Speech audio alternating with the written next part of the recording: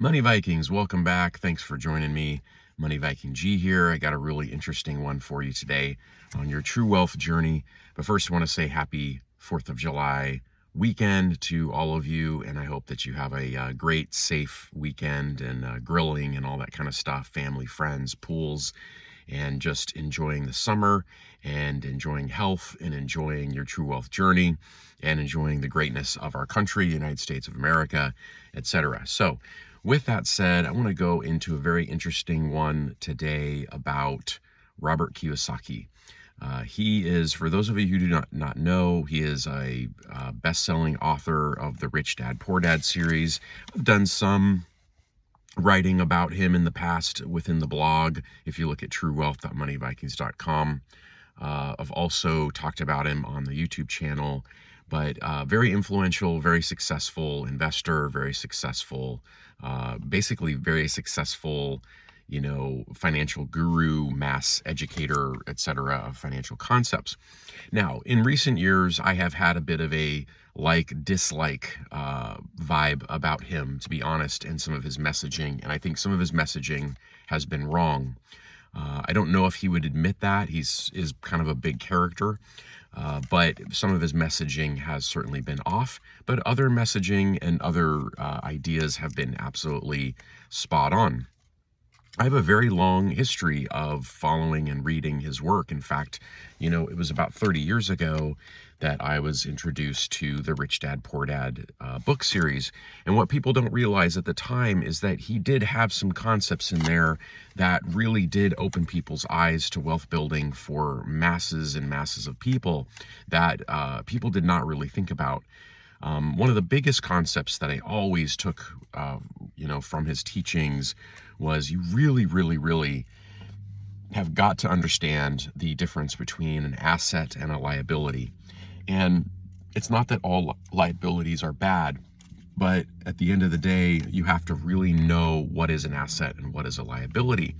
So, for example, many people believe that their primary residence, if they own their home, is an asset.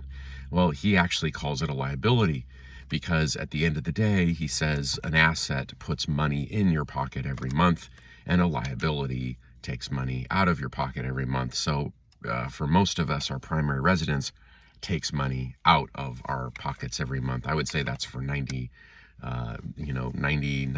of us. I don't really know how you would make I guess if you're Airbnb or renting out your backyard rental unit, and maybe maybe you live in a multi-unit building, that might be the way that you've made your primary residence into an asset.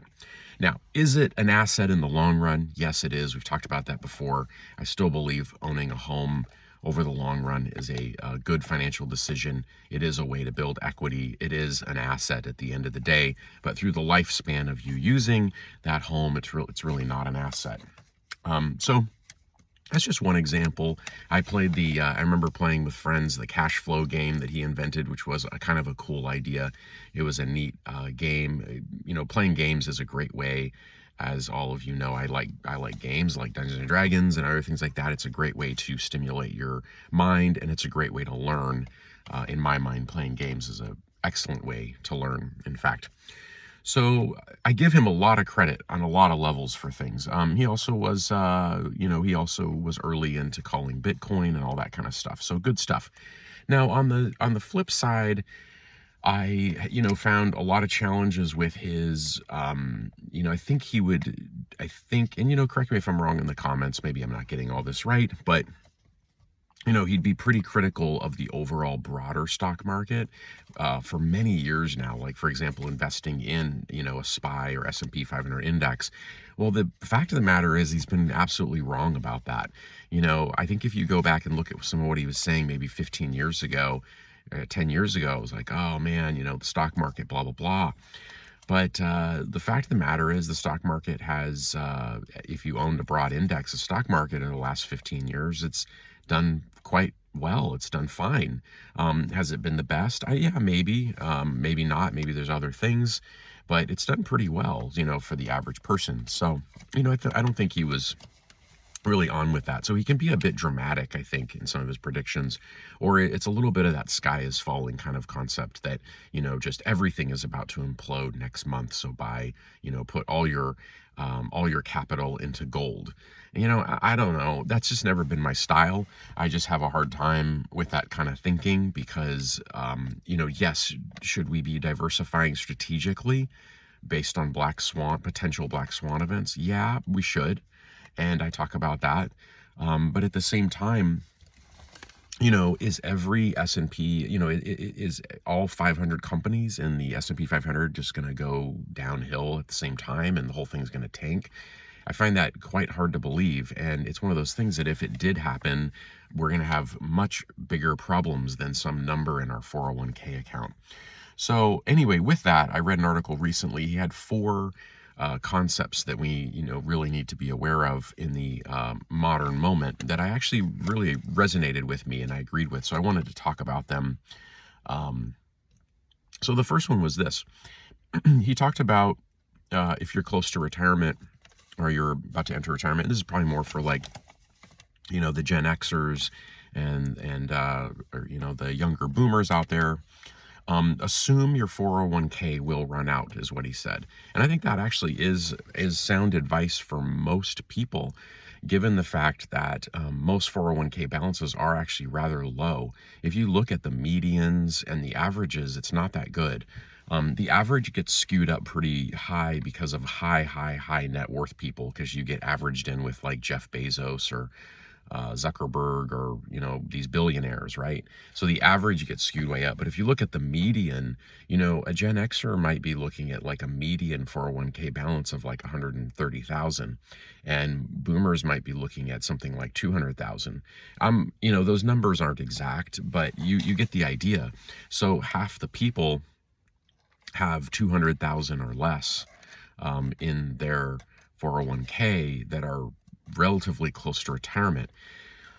So if you're going to do a 30-40 year retirement, that $200,000 is not going to last that long. So you really have to make sure that you're supplementing that income, or that you have a very, very low cost lifestyle in order to make that last. So again, assuming the 401k will run out is probably a good idea. Even if you're in relatively good shape, maybe if you have a 401k that's in the 500,000, 600,000 plus range, you may also want to have that in the back of your mind that, this may not last the whole time. I need to have alternatives.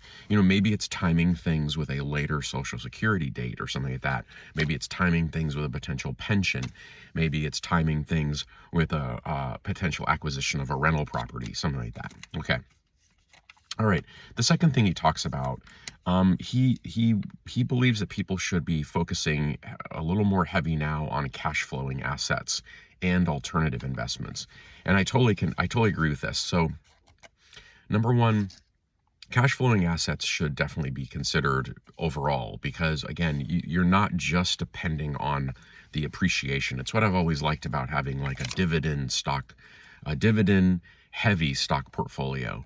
You're not just depending on that capital and that amount to just go up, and you selling along the way, you have these payments coming in, which can be very helpful. So I think that's good. He also talks about alternatives. As I've talked about quite a bit, I think there's a place for Bitcoin. I think there's a place for real estate investment trusts. I think there's a place for gold in a well-balanced portfolio. Am I going to go 100% into those things? Am I going to go 50% into those things? No, not really. But am I going to consider things like 15%, 5%, 20%? Yes, I am at times. I think that's quite a sound plan there. This is something that I probably need to work on a little better, but I know it really scrambles people's brains, and I understand why. He says, try to put some more education and focus into tax planning, having tax advantage strategies. This is critical because taxes will, taxes are taxes, and they can be rough on your investments. They can be rough on wealth building, etc. So what I would say when it comes to tax planning is one thing I've done recently is I'm trying to look at, like, for example, there's tax advantage municipal bonds that pay an income that is not taxed. That's something to consider. Their whole concept of a Roth IRA is a very good concept. You pay the taxes up front on that investment, and then you withdraw the gains tax-free in the future. So I think there's something to be said about considering some Roth, action in there is a good idea. But there's other tax strategies that can be deployed. I'm not a tax specialist. You definitely probably need to probably see someone who is a tax specialist who you trust, who can look at your overall picture and maybe give you some ideas to save on some taxes. The fourth thing I'll add that he talked about, which I think is actually smart too. A lot of retirees count on this concept that they'll be spending a lot less in retirement. And I think in a lot of ways that can be true. If you're entering retirement and you have finished raising the kids, you've paid down your house, you are not commuting to a job every day, you're not buying lunch or the Starbucks run every day that becomes a habit, you're not buying the fancy work clothes that you have to keep up appearances, you're not doing all these things that have a cost to working, you actually might spend less on a day-to-day basis. Now, the issue, though, is that you may spend more on healthcare and preventative healthcare. You may spend more on some trips and vacations. You may spend a little more on eating out. So that has to be balanced with the concept of, I'm going to be spending less in retirement. You may just be spending the same, but on different things. So you just have to keep that in mind when you're doing your planning. So I hope that helps you. Have a great 4th of July, everyone. And thank you very much for tuning in. Please check out some of our other content if you are interested in all things true wealth building. And I also do a lot of stuff on collectibles, which I enjoy, primarily comics these days. But anyway, thank you very much. See you on the next one. Take care. Bye.